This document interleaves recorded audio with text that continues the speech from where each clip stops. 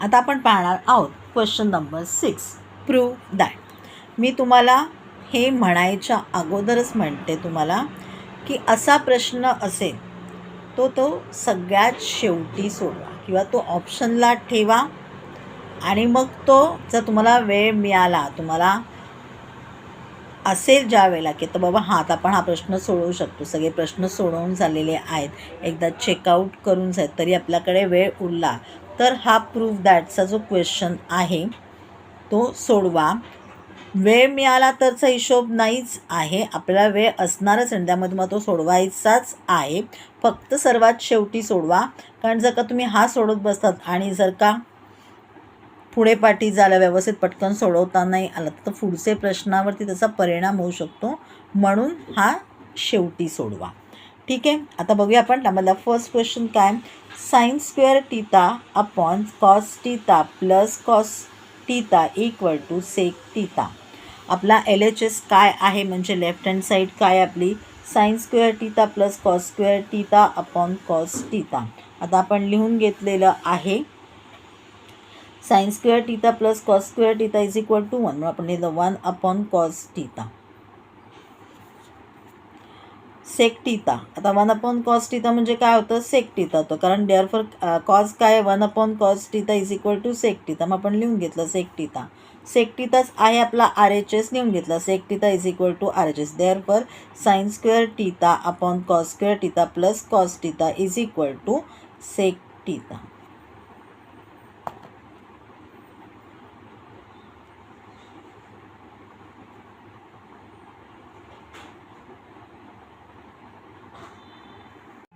आता आपण second sub question बघूया, क्वेश्चन नंबर 6 मधला.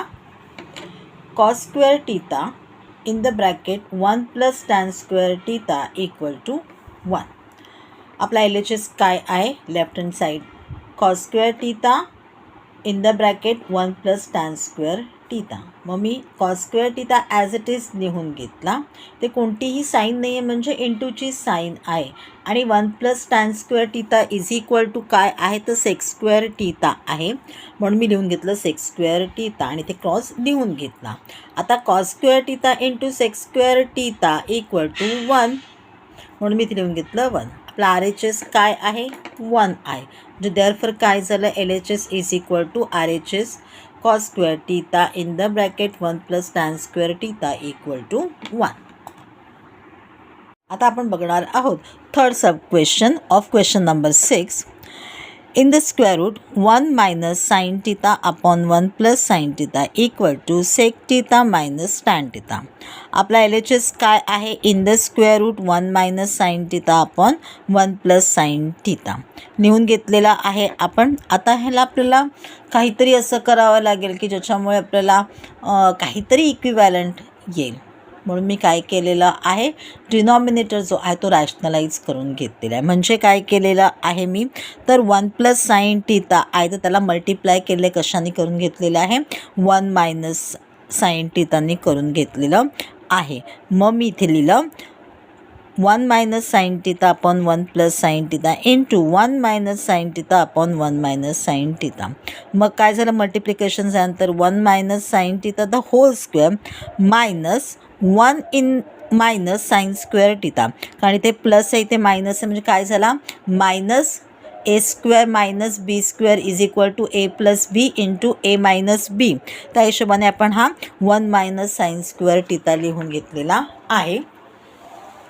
आता हा जो आहे 1 मायनस साइन स्क्वेअर टीटा तसं आपला ए काय आहे sine square theta plus cos square theta is equal to 1, म्हणून मग 1 मायनस साइन स्क्वेअर टीटाचा आन्सर आपलं काय आलं कॉस स्क्वेअर टीटा आलं. म्हणजे काय झालं 1 minus sine theta the whole square upon cos square theta. आता 1 minus sine theta upon cos theta राहिलेला आहे, कारण इन द स्क्वेअर रूट होता म्हणून दोन्हीकडचे स्क्वेअर स्क्वेअर निघून गेलेले आहेत. Take out the square root, म्हणजे मग काय झालं 1 upon cos theta minus sine theta upon cos theta, कारण 1 मायनस साइन टीटाचा आपल्याला कॉमन डिनॉमिनेटर काय मिळालेला आहे कॉस टीटा, म्हणजेच काय झालं 1च्या खाली पण कॉस टीटा आहे साइन टीटाच्या पण खाली कॉस टीटा आहे. 1 upon cos theta is equal to काय होईल, कॉस टीता इक्वल टू काय होईल, सेक टीता होईल. आणि sine theta upon cos theta is equal to काय होईल, आपला टॅन टीता. मग लिहून घेतलेलं आहे सेक टीता मायनस टॅन टीता.